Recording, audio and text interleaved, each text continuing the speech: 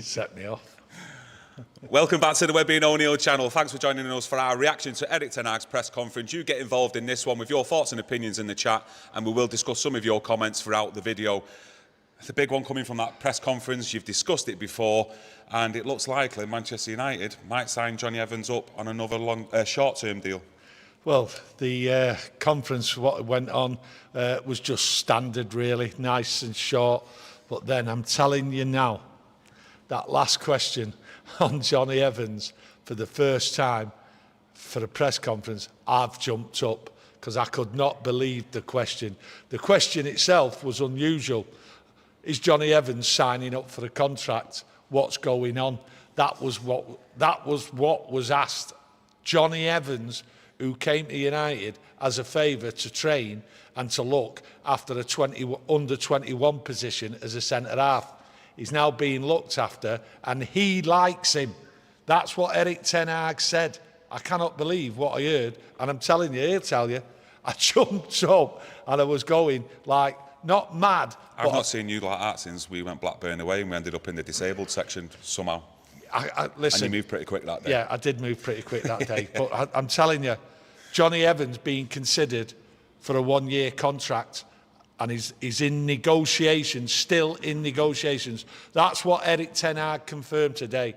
I cannot believe it. I know it's on the back of the question what was answered previously, right, about Harry Maguire. And I can understand why the question was asked in one way. But to bring Jonny Evans into the press conference on the eve of a Spurs game, an away game, second game of the season, I am baffled.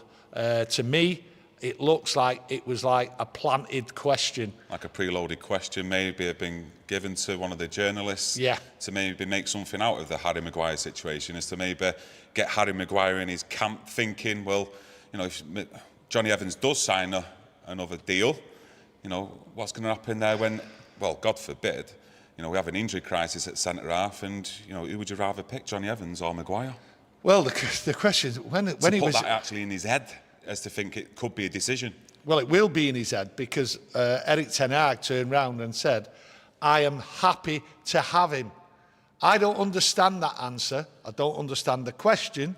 How can you be happy to have... I think you're being a bit harsh. You've got to look at it from another point of view, behind the scenes, looking from the outside in. Yeah. We don't know how Jonny Evans is with his teammates behind the scenes. It could be a good influence behind the scenes, and that's what maybe Erik Ten Hag is stating as to why he's happy with him. Now, I'm not too clued up with this situation. If there's anyone out there who is more than myself, it could be to a view for a long-term coaching role at Manchester United, and if that's the case, I'm all for that. Jonny Evans gets Manchester United, he's been here before, he knows what it's all about, and it could be a good influence behind the scenes. Yeah, but it could be here as a coach, but the question, the way it was put and the way it was answered, and the way Erik Ten Hag discussed that we are still in discussions with Jonny Evans, to me, it's in discussions over a contract. I get what you're saying, because if Harry Maguire is listening to that and he hears Erik Ten Hag saying that he is happy with a centre-half in Jonny Evans, then that puts pressure on Harry Maguire. There's only a week or so to go, 2 weeks to go, before the transfer season finishes. So is that a loaded question? Maybe. Yeah. With this, there's still a couple of weeks, like you say, at the transfer window left. Do you think Harry Maguire in his camp will take into consideration what Erik Ten Hag said on Jonny Evans and that there are talks ongoing? I hope so. Because surely if he does stay Harry Maguire, and like I said before, if that position ever comes up where, you know, we need to pick another centre-half over Varane or Martinez through suspension or injury, and he picks Jonny Evans, surely they must have that in the back of their mind that he won't be playing for England next summer, because there's no way Gareth Southgate can then go and pick him, surely. Well, in the press conference today, Erik Ten Hag clearly said he knows what to do to get in the team. He knows. I've told him. I've told Harry Maguire, that's what he's saying. I've told Harry Maguire what he has to do. But Erik Ten Hag is saying he knows what to do. He can do it, but clearly he's not doing it. So there's something clearly wrong there. He knows what to do but can't do it. That's what he was basically saying. So he has to go. He won't go. He doesn't want to go to West Ham. The reports there, what I've read this morning, coming out about Harry Maguire, he doesn't want to go to West Ham because he thinks the relegation, he believes that is better than West Ham. He shouldn't be going to West Ham. He should be going to a top team. I don't understand how he can even think that, and I'm sure Erik Ten Hag is absolutely baffled by it. It's a great deal for him. Gets a 4 or 5 year contract. I don't understand it. He plays football in the highest level in a great league. He, to me, and I've said it many times, is deluded about what goes on that pitch, on how he plays, and on how he sees the situation around himself. He is not, if he was good enough for the top 6 side, they have come in for him. It's as plain as the end of your nose. Well, he's not good enough. You say that, and I think I know what you're going to say, and most of he's out there. But Erik Ten Hag says he is good enough. Erik Ten Hag says he knows what he expects of Harry Maguire, and he seems to think that he can get to that level where he can play in this Manchester United first team. And so is that him? Well, is he basically blowing smoke up his own backside in Harry Maguire? I think he's being diplomatic. I think that's what he's doing. It's the Erik Ten Hag Diplomatic Society. That's what's going on. But we can all see through it, can't we? We all know it's huff and bluff. We all know smoke and mirrors and all that lot. Harry Maguire can't do it on the pitch. He had 8 starts last year. He came on 8 times. That's not good enough for any player at this stage of his career. 30 years of age, England international. Everything's on offer. He's still got his England career if he plays regular football, and he's not going to get it here. It's clear. Everyone knows that. So it's huff and bluff. Games are being played with 2 weeks to go, and it's the same old, same old. United seem to have got in a rut here. No money for transfers. Can't get players out. It's the same thing repeating itself year on year. We've come to a situation now, we need players. We need a striker, definitely. We need Harry Maguire out. We need another centre-half, and we can't seem to get it done. Baffling, really. You know, on one side of the coin, Erik Ten Hag has spent a few quid since he's been here. Yeah. But do you think if there was more transfer funds available, do you think he'd go out and buy a centre-half who's going to seriously contend to get into that Manchester United first team and maybe replace the likes of Varane? Because in my eyes, you know, there's a lot of talk around Benjamin Pavard. I don't think he's good enough to replace Varane or push Varane at this moment in time in next season or even the season after. I think Varane's an absolute class centre-half. So do you think he would actually, if he had the chance, to go out and, let's say, go and get that Kim Min-jae who ended up going to Bayern Munich? Well, you need a class centre-half, and, you know, Pavard's a good player, right? But, you know, it's debatable. Is he better than Varane on his day? I don't think so. So at the end of the day, he has to look for the top-class players. That's what we demand, Manchester United, but it's not happening. The money isn't there. Amrabat, well, yeah, great addition to the squad. Said it from the very beginning.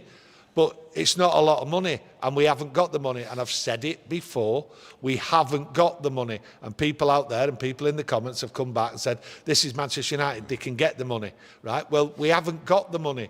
It's clear there's no money there for a top-class player at this moment. We've got in what we've got in. Our priority is a centre-forward, and we haven't got the money for that. And it's a long season. I suppose it's not like Erik Ten Hag should come out and say, well, if he had more money to spend, I wouldn't look at signing Jonny Evans on a short-term deal again for the season, let's say. Well, this is the thing about it all. He needs to keep a squad harmony as well and keep players believing they are good enough to get into this squad. Listen, Jonny Evans, right, would jump at a 1-year contract as far as I'm concerned, right? And it's not been there. This is the games being played. This is why I go back to, I think it was a loaded question. I think at the end of the day, we can all look at it, or some of us can look at it and say that question was put in there, right, for Harry Maguire's sake and Harry Maguire's sake only, to say, hey, someone else is coming in at centre-half, look who it is. This isn't a class player. This isn't anyone on anyone's radar. This is a bloke what just come off the street, walked down Carrington and says, any chance of getting a bit of training and exercise before I move on? Of course you can, Johnny. We know you. You're a good lad. That's exactly what it was. Nothing else. Now, to consider giving him a contract is absolutely ludicrous. So the only reason I can see that Jonny Evans came into the conversation today on the eve of a big match against Tottenham, right, is to put pressure on Harry Maguire. That's the games being played.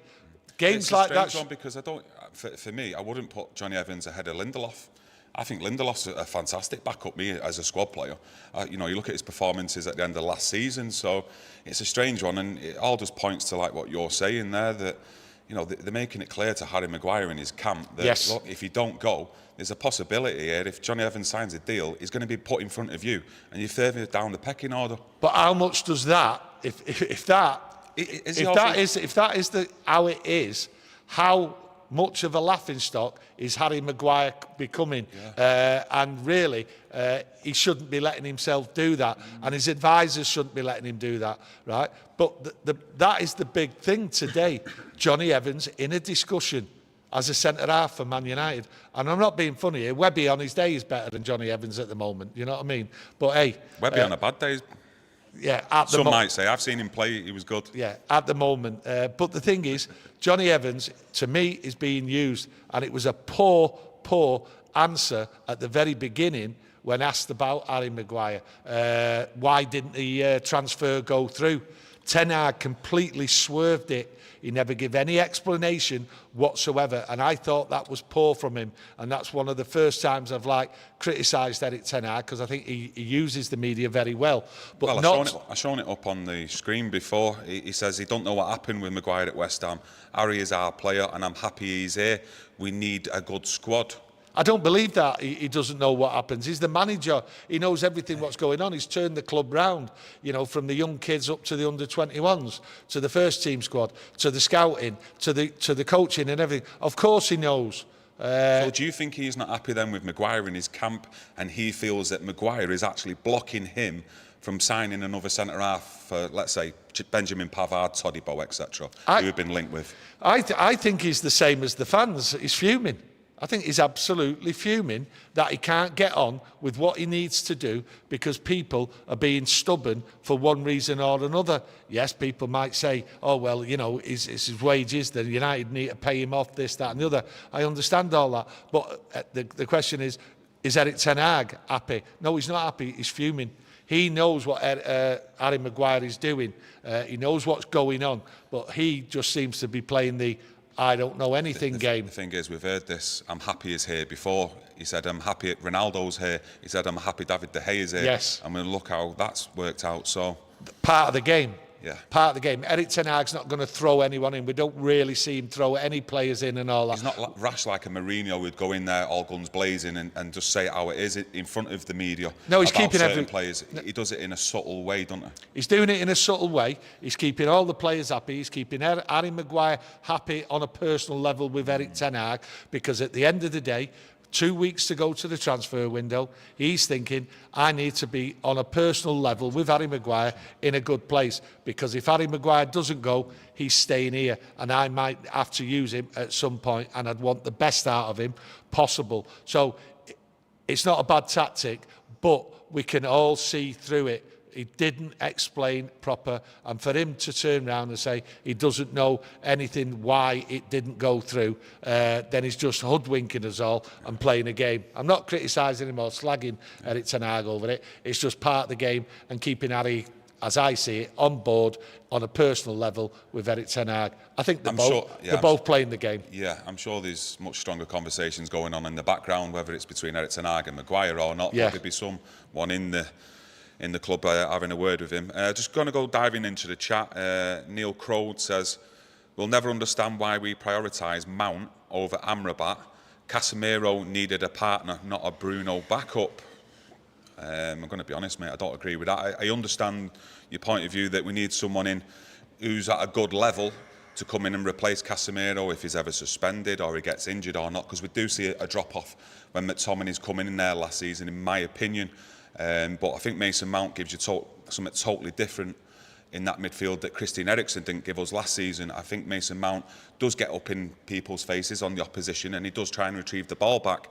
What them three players in my eyes have got to do, though, in Casemiro, Bruno and Mount, is work together better. The communication's got to be better, because as we've seen against Wolves, the gaps that we're getting left were an absolute joke, to be fair. And Casemiro, at times, his own positioning in that game, you know, if you're a defensive midfielder, mate, look, he's class Casemiro, but if you're a defensive midfielder, you stay in that box. You don't go charging up on left wing, joining the attacks with Mason Mount or Bruno, or if you do, there needs to be some sort of fluidity between the three to know when to drop back and cover each other, and I'm sure that's what they've been working on the training ground this week. Yeah. And going forward, it's not going to be a quick fix overnight. No. You know, you look at players at Manchester City like Jack Grealish, Gundogan, you know, Bernardo Silva, and these other players in the first year at their clubs, they didn't hit the ground running. It takes some time, and they're coming into Manchester United and a new style of play. What the previous players here at Manchester United are getting used to, having to get used to. So it will take time. It will take time, and Mason Mount was targeted a long while ago, well before Amrabat. Yeah. Okay, and any new player needs time. So at the end of the day, the pressure on Mount is coming from the media, from its own fans and everything, when really, when you look at it, every player has to have time to adjust. And Mason Mount is just one of many players that don't hit the ground running. We can see that. So we just need to lay off Mason Mount. Do you know what I mean? Look at Casemiro last season. He needed time to come into this Manchester United starting 11. At the start of the season, it was more often than not Scott McTominay. He needed time to get his fitness levels up, used to the way Erik Ten Hag wants him to play. You know, it happens to the best of players. Yeah. They just need to be given time. You know, but in certain sections of the fan base, it's like no player has time. No, well, it just gets on my nerves a little bit sometimes, to be fair. Well, the thing is, you get people like that. I get that. But the one thing I go back to with your comments is on the midfield. I was saying all last season that in many, many games, United were too far apart, and you brought it up before, right? It seems that on Monday, that was clear as day to everybody that the midfield was far apart. So this week, I did say the other day that he needs to work on that, Erik Ten Hag, get it there, and the players need to understand it. That is the problem. Now, is that a cause for we need to bring somebody else in? Maybe not. Maybe we have to. I don't know if it carries on.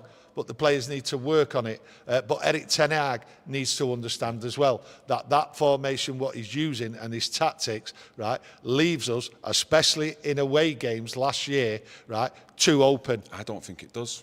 I just think against Wolves, it was down to the players. I'm not making any excuses. No, that's what I'm saying. It's down to making any excuses for him. I think, you know, at certain points in the pre-season, I know you don't win any trophies pre-season, it worked fine. Okay, I just think, you know, if you look back to last season, Christian Eriksen, he's not a Mason Mount where he's got the legs up and down. More often than not, he's going to be close to Casemiro all the time. He's going to be in and around him, whereas Mason Mount, he's got a different type of job to do in the team than Christian Eriksen would, and he'd be more effective than Eriksen in getting high up the pitch and pressing the opposition. So that will leave gaps, but again, there's got to be communication between the three in knowing when to drop and cover each other, and that's what needs working on.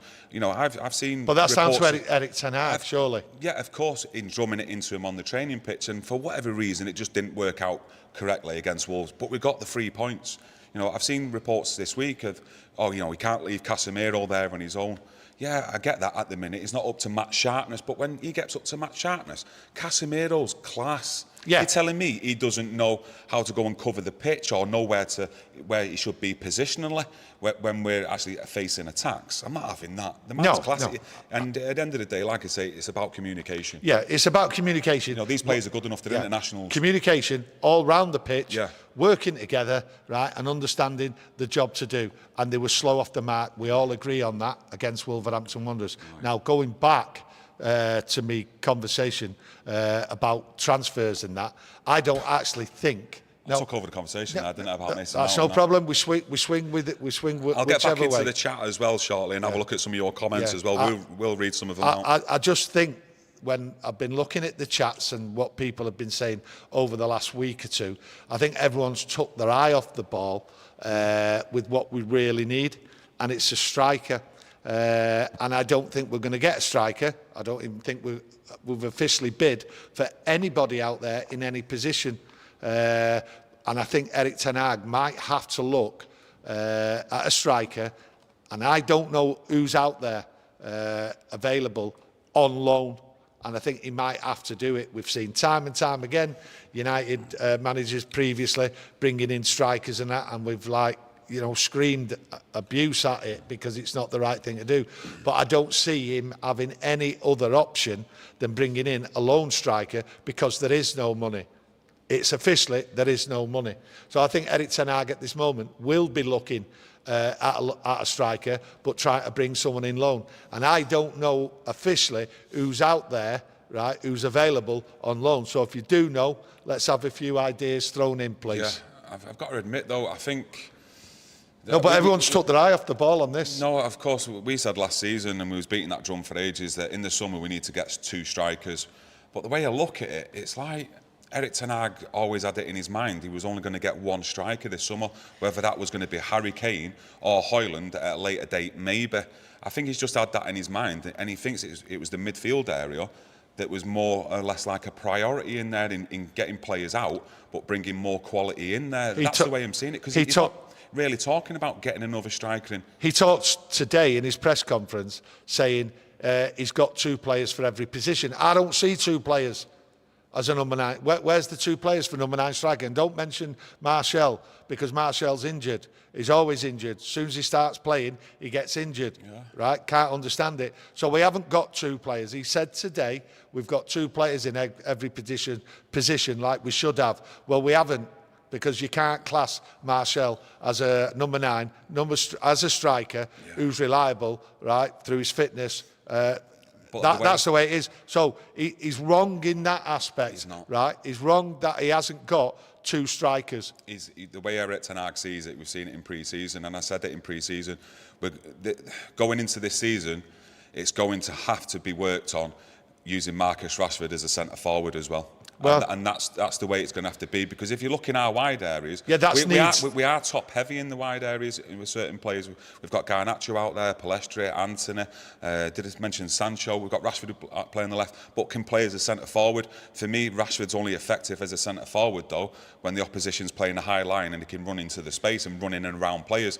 Playing against a team that sits back, he's not as good. So these options. These options. There's options, but I would prefer the true number 9, and I think many people out there we shouldn't really be having to use options going into the start of the season. But the way it is, and it's not Erik Ten Hag's fault, the money's not there to go out and purchase the players what we need. Unfortunately, we didn't get a sale of the club. We didn't get the investment coming in to be able to go forward what we was all expecting. 9 months it's dragged on. We're here and we're going to have to make do with what we've got, and I think Erik Ten Hag's doing that. But the thing is, you look at our squad, it's better than last season. It's better than last season. It's better than last. Yeah, it's better than last season, and the optimism is better because what we achieved last season, right, is something none of us expected to achieve. Getting a top 4, getting in 2 cup finals. I didn't expect that. Now what we've got the expectations of the Champions League. We've got the expectations of, without a shadow of a doubt, we have to get in the top 4, and along the line we might get a trophy. That's how it is. That's the expectations. But the optimism within the camp, within the club, within the fan base and everything is optimistic. But it would have been a hell of a lot better if the owners would have left and new owners would have come in and had been able to channel some money to get the priorities what we needed in Erik Ten Hag's squad. Yeah. Still time in the transfer window. Going into the chat, Neil Crowd, need to look on loan deals for Gravenberch, the kid from Bayern Munich, midfield player. I don't know whether he's available or not. I've not really looked into him, to be honest with you, until someone tells me there's an official bid or anything going in. I'm not running around looking at every Tom, Dick and Harry what's out there. He might be a good player. If he's up for loan, fine. But it's a striker we need, and it's the way I see it, it's only a loan deal option Erik Ten Hag's got. It's like we're always linked to Bayern Munich players, but for loan deals, players that they don't want or can't get in their first team. Well, I don't know Savitzer, Pavard, a deal there. to be honest with you, Pavard, I've not seen much of him recently on Bayern Munich. So has he been playing first team football there? I remember watching him last season, but I don't know. But at the end of the day, like you said, is he a better striker on the day than a defender, a better centre half than Varane on his day? Pavard, no, I don't think so. Life of Riley in the chat, being a mad week for us Manchester United fans, can't get any worse this week unless Tottenham smack us up tomorrow. No, I don't see how you can say that. You have to be delighted with Monday getting 3 points. Absolutely delighted. That was one of the worst games I've seen at Old Trafford, a performance from individuals for a long, long time. And the shots on target, 23 by Wolves, tells you that. So you've got to be delighted with 3 points. It can only get better. And I expect it to get better at Tottenham, because Tottenham, as I said on the pre-match, they will come out. And once they come out, to me, their defence, United, with the quickness and with the wingers and with Rashford there, they'll get behind him and we'll create chances and we'll beat him. I have no worries whatsoever about tomorrow at Tottenham. So you shouldn't worry. We had a bad game Monday. Cheer up and let's hope we're on the winning side tomorrow. Yeah, Johnny B said against Wolves, Casemiro was marking 3 men at times in that game. Yeah. And you can point to all different parts of the game in where players weren't doing the job correctly. Like I say, Casemiro at times was pushing up in the left wing and in an advanced midfield role when he's meant to be like the defensive midfielder out the free. So like I say, I just think it's something that needs to be worked on. Lack of tactics, that's the players around not doing the job what was instructed, right? And if they were doing the job what they were instructed to by Erik Ten Hag, then them instructions need to change, because they clearly did not work. Well, the players need to listen. They need to look at that performance and think, look, we can't be as bad as that, because if we do against the top teams, we won't be coming away with any points, not even a point. Well, that's the week we've had of Erik Ten Hag putting it and telling them, you need to do this, you need to do that, and the players listening and doing the job proper. So that's why we've got a good week coming up to Tottenham. We've escaped with 3 points. So this week really should have been all about getting it better, putting the emphasis on do your work, do your job and do it proper. So if they do the job and do the work and it is proper tomorrow and they lose, then something's wrong. Yeah, MUFC Jeff says we'll beat Spurs 3-1 tomorrow. Did you go 3-1? I went 3-1. Okay. Any player predictions he'll score out? Or No. No feelings? No. Wesley Mank says United will win 3-2. Illa United, I think it is, says Spurs will beat Manchester United 2-1. Going back into the chat as well, Danny Gray, and to be fair, Wolves planned perfectly for us somehow with a new manager. Yeah, I think, well, it's like any game, innit? Every game's different. Erik Ten Hag always says that, but what he always says is, I want to win. And he will plan differently with it being an away game and at Tottenham. And he would have looked at the game, what they played against Brentford. But I don't think that'll give him an inkling of what's coming, because their tactics themselves will change. They're at home. Will they go with 3 at the back, 5 at the back? I'm not sure what they're going to do, to be honest with you. I think with Harry Kane going, I think it's all up in the air how they're going to perform, how they're going to set up. So tomorrow is an experiment for Tottenham, and I just hope United can just jump straight away on the hesitancy of how Tottenham build up and go forward. I think United really are going to catch them at the right time. I'm going to go on to your favourite subject. You mentioned earlier on he's not an option for Erik Ten Hag, Anthony Martial, but he more than likely will be on the bench for tomorrow. Yeah, more than likely. On the bench against Wolves, sorry. Yeah, he'll be on the bench. Yeah, he'll be on the bench. He can't start a game, that's clear. So at the end of the day, if needs be, for whatever reason, and he comes on, let's just hope that he comes on and puts the ball in the net. He's capable of putting the ball in the net. No one's doubting that. When Anthony Martial plays football, right, excellent player, puts it in and does score goals and does work with the team. So you can't take it away from Anthony Martial. What Anthony Martial is the problem, he's not in the team and never will be on a regular basis. So if you're building a team up for the future and all that, Anthony Martial can't be in it. Anthony Martial's only here, right, because we haven't got any money and we can't go out there and start buying players. And there's some of these players, like Anthony Martial, we can't even move on because he will never, ever pass a fitness test. Ever. Barboa in the chat, United are heading for a spanking soon. Might be against Arsenal.